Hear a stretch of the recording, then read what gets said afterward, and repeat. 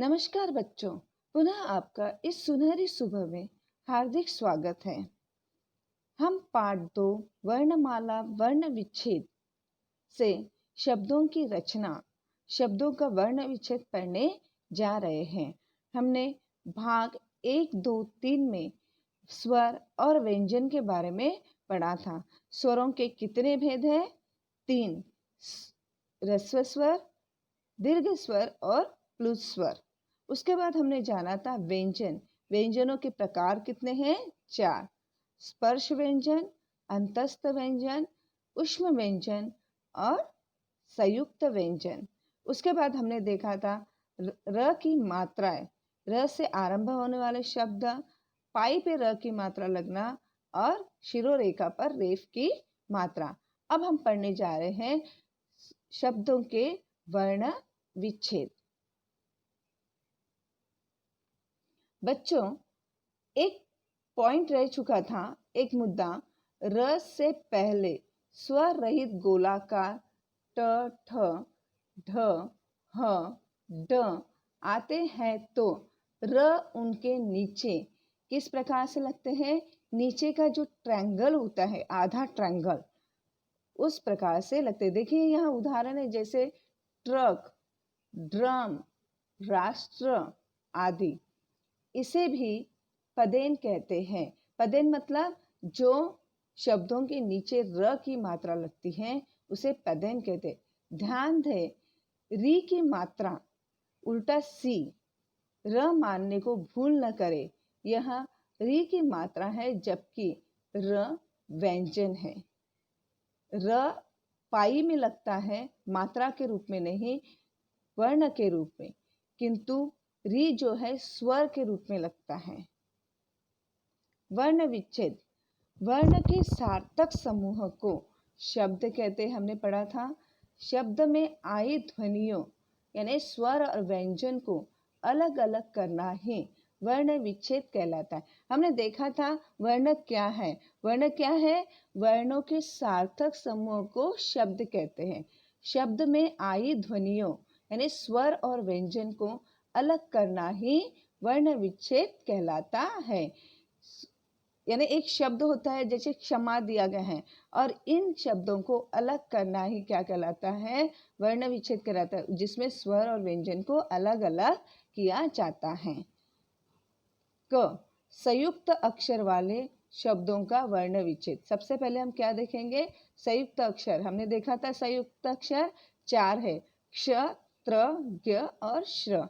अब इसमें सबसे पहले हम देखेंगे क्षमा। क्षमा, क्ष कितने वर्णों से मिलकर बना है? हलंत क और श से। अब इसको हम वर्ण विच्छेद करेंगे क्षमा शब्द को। हलंत क धन, श अ धन, हलंत म धन आ। त्रिकोण, त्रिकोण हलंत त धन, र धन, ई धन, हलंत क धन, ओ धन, न धन अ। ज्ञान, हलंत ज धन, हलंत न्य धन, आ धन, हलंत न धन अ। श्रम, हलंत श धन, हलंत र धन, हलंत अ धन, हलंत म धन अ। वृद्ध, देखिए व में री की मात्रा लगी है ना, तो री एक स्वर है। व हलंत री धन, हलंत ध धन, हलंत ध धन अ। द्वितीय, हलंत द धन, हलंत व धन, ई धन, हलंत त धन, बड़ी ई धन, हलंत य धन अ। विद्यालय, हलंत व धन, छोटी ई धन, हलंत द धन, हलंत य धन आ, हलंत ल धन अ धन, हलंत य धन अ।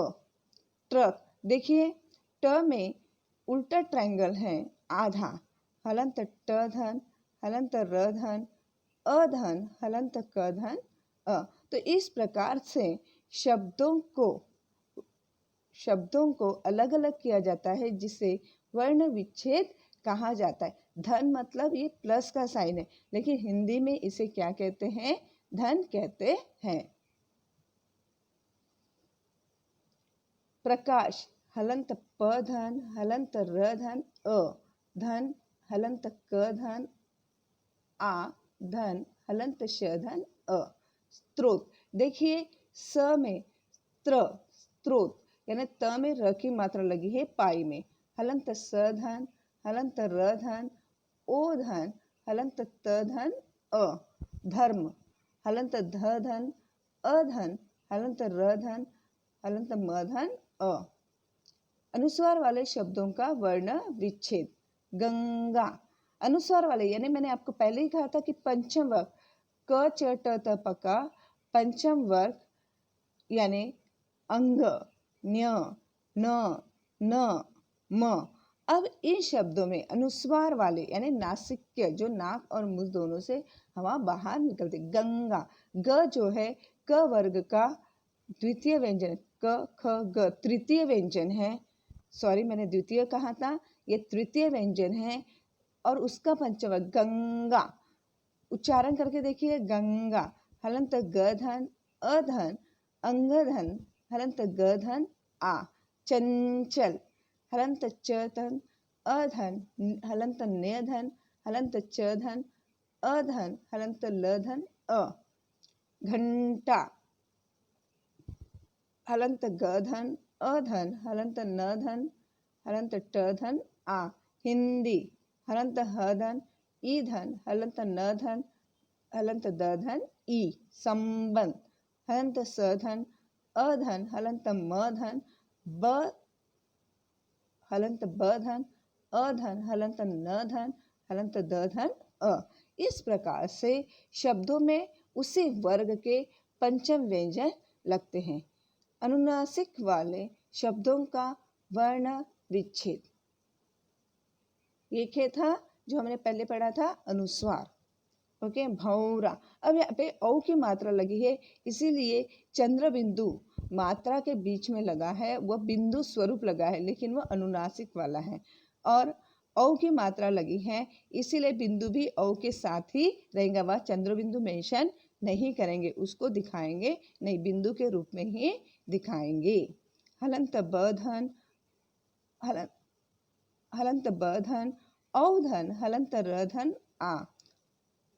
ऊंचा, ऊंचा स्वर से शब्दों की शुरुआत हुई है, इसीलिए यानी दीर्घ हुए, इसीलिए दो ऊ जोड़कर दीर्घ ऊ नहीं बनता, एक स्वतंत्र स्वर है। यहाँ से किसी भी स्वर नहीं लगेगा, यहाँ पर केवल ये स्वतंत्र स्वर है, तो इसी से वर्ण विच्छेद शुरू होगा। ऊ धन, हलंत च धन आ, ऊंचा। नहीं, हाँ में भी देखिए ई के साथ बिंदु लगा है, नहीं, हलंत न धन, अधन, हलंत ई धन, बड़ी ई बिंदु है उसमें भी, देखिए यहाँ पर है, हलंत ह धन ऐ। आंगन, आ भी एक स्वतंत्र स्वर है, उसमें चंद्र बिंदु है, चंद्र बिंदु के साथ ही यहाँ शब्दों का वर्ण विच्छेद होगा। आधन, हलंत ग धन, अधन, हलंत न धन अ। मूंग, हलंत म धन, ऊधन, हलंत ग धन अ। दातो, हलंत द धन, आधन, हलंत त धन औ।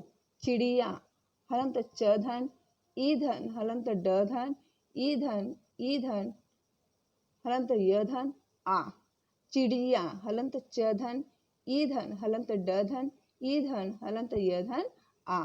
इस प्रकार से अनुनासिक वाले शब्दों, अनुनासिक यानी जिसमें चंद्र बिंदु होता है, यदि मात्राएं लगती है तो उसके साथ क्या लगेगा, बिंदु, और बिना मात्राओं का होता है तो वो स्वतंत्र रूप से स्वर पे लगेगा। और जिन शब्दों का शुरुआत स्वरों से होती है तो उन स्वरों को और अलग नहीं किया जाएगा, उन्हीं स्वरों के साथ, क्योंकि स्वर स्वतंत्र होते हैं, और उन्हीं स्वरों के साथ चंद्र बिंदु लगेगा और शब्द के वर्ण विच्छेद किए जाएंगे। तो इसलिए बच्चों, आपको किसी भी रूप में कंफ्यूज नहीं होना है।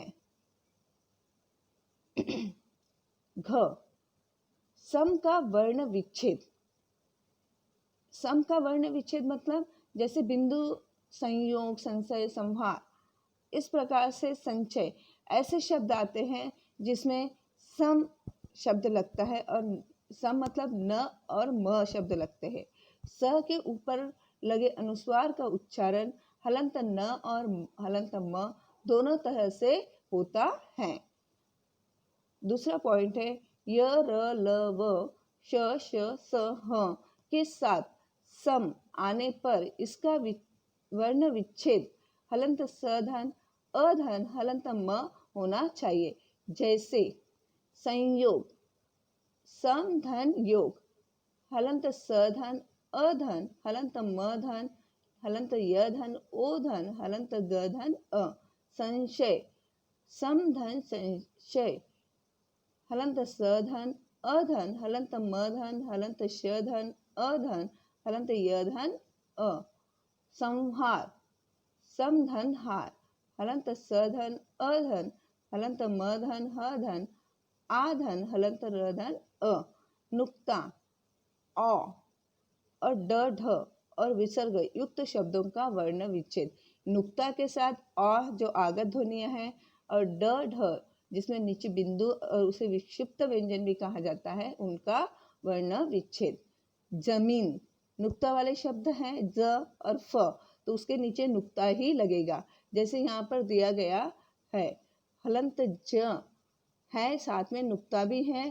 धन अधन हलंत म धन बड़ी ई धन हलंत न धन अ। हलंत ज धन ऊ धन हलंत ल धन हलंत फ धन अ। हलंत क धन अ धन हलंत फ धन ई हलंत ब धन आ धन हलंत ल धन अ। चढ़ हलंत च धन अधन हलंत ध धन अ जिसके नीचे बिंदु लगा है। घोड़ा हलंत घ धन ओ धन हलंत ड धन आ। प्रातः विसर्ग वाले शब्द है, अ के साथ विसर्ग लगेगा ही।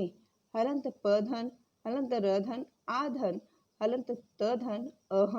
दुख हलंत द धन छोटा ऊ धन हलंत ख धन अ। तो बच्चों उम्मीद करती हूँ आपको वर्ण विच्छेद का स्वरूप समझ में आ गया होगा। तो धन्यवाद बच्चों। और इस पाठ में जो भी मुश्किल आती हैं आप स्वतंत्र रूप से पूछ सकते हैं डाउट पीरियड्स में, और आपको इसकी प्रैक्टिस करना है। आपको जानना है कि किसके नीचे नुक्ता लगता है, नुक्ता वाले वर्ण कौन से हैं, आगत ध्वनियाँ कौन सी हैं, और उनके चिन्ह एज यूजुअल यानी उसी तरह से लगते हैं जैसे स्वरों में लगता है, अनुस्वार लगता है, अनुनासिक लगता है, और उक्षिप्त व्यंजन दी है तो वर्ण विच्छेद करते समय उक्षिप्त व्यंजन एज यूजुअल लगते हैं, जैसे ही होते हैं वैसे ही वो वर्ण विच्छेद करते समय ही लगते हैं।